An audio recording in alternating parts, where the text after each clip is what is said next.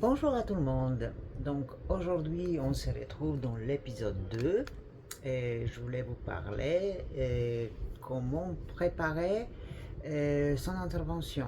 C'est-à-dire à quoi il faut penser avant. Et ah oui, avant que je commence, je voulais vous dire que j'ai vu que j'en avais quelques vues depuis hier soir quand je mis ma vidéo, donc ça me fait plaisir. Donc je pense que après, je ne sais pas, est-ce que ça vous intéresse ou pas. Moi, j'aurais bien aimé juste un petit commentaire. Oui, c'est intéressant ce que tu racontes ou pas du tout. Voilà, juste pour que je sache où je vais. Mais de toute façon, quoi qu'il arrive, j'ai décidé de faire ma petite série d'épisodes. Je vais la faire, quoi qu'il arrive, parce que j'aimerais bien vraiment raconter comment moi j'ai vécu ça, comment ça s'est passé. Parce que tout le monde dit que oui, ça se passe bien, il n'y a pas de souci, voilà. Bon, bref, donc juste ça. Alors, donc, je vais commencer. Comment préparer son intervention? Donc, à partir de votre chirurgien, il vous fixe une date. Donc, pour moi, j'avais beaucoup de temps parce que j'ai vu mon chirurgien au mois de janvier et la date, elle était fixée que pour le 9 juillet. Donc, vous voyez, presque plus que 6 mois. Mais ce qu'il faut savoir, que alors il fallait que vous preniez rendez-vous avec le médecin, votre médecin traitant dentiste. C'est-à-dire qu'il y a le rendez-vous avec le dentiste et qui va vous faire une radio panoramique que vous devriez avoir avec vous. Et le médecin, le dentiste, il doit aussi vous fournir un papier, un document comme quoi il n'y a pas de foyer infectieux. Alors, si vous avez des problèmes de dents, qu'il faut soigner, qu'il y a des infections, je ne sais pas, des abcès ou autre chose, des parodontites, etc. Tout ça, il faut que votre bouche soit saine. Avant l'intervention, ça c'est sûr et certain. Donc c'est pour ça qu'on dit recherche des foyers infectieux, qu'il n'y a pas de foyers infectieux. Donc ça c'est parfait. Donc ça, cet examen-là, je sais que normalement, vous le voyez minimum, enfin, oui, il faut avoir ce document qui faut que ça date d'un mois avec, avant de votre rendez-vous avec l'anesthésiste. Ensuite, il faudra aussi un rendez-vous avec le cardiologue. Donc pareil, je crois que environ un mois avant votre rendez-vous avec l'anesthésiste, il faudra faire aussi la prise de sang. Voilà. Mais, et alors, sur mon ordonnance, sur la prise de sang, c'était pas marqué, il faut que je sois à jeun. Donc je me suis fait avoir. Je vais le matin et la dame me dit, Manon, c'est pas marqué, mais il faut que vous soyez à jeun. Donc je vous dis tout de suite, il faut que vous soyez à jeun. Même si c'est pas marqué sur l'ordonnance. Et ensuite, donc, quand vous avez vu votre dentiste, quand vous avez vu votre cardiologue ou un cardiologue, peu importe, moi je parle de cardiologue parce que je ne suis pas suivi je suis pas suivi, donc un cardiologue, hein, les examens, il faut que par contre ça date une semaine avant votre rendez-vous avec l'anesthésiste. Et ensuite, vous voyez à la fin l'anesthésiste.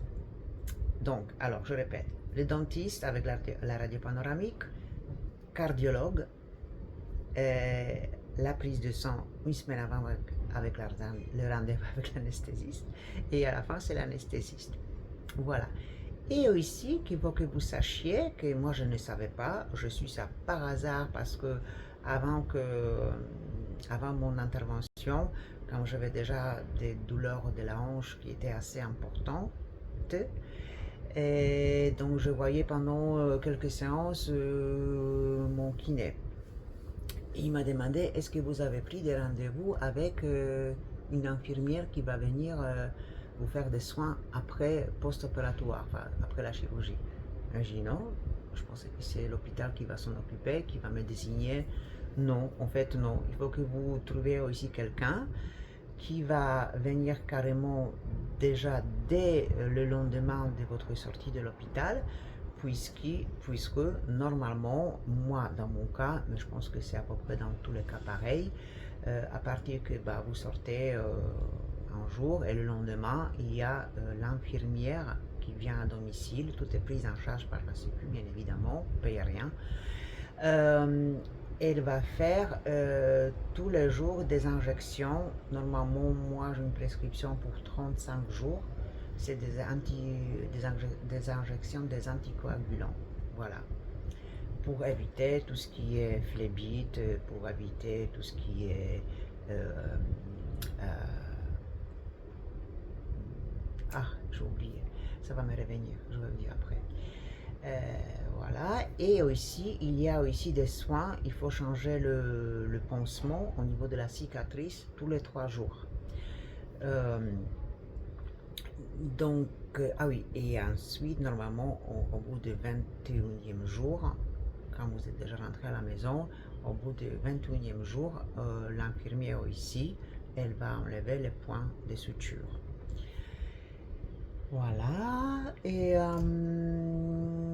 alors, qu'est-ce que je voulais vous dire d'autre? Ah oui, un truc important. Je regarde parce que je me suis fait une petite liste. Et aussi, ça, je trouvais ça super. Quand j'ai pris mon rendez-vous avec l'anesthésiste, pour la chirurgie, etc., j'ai eu une ordonnance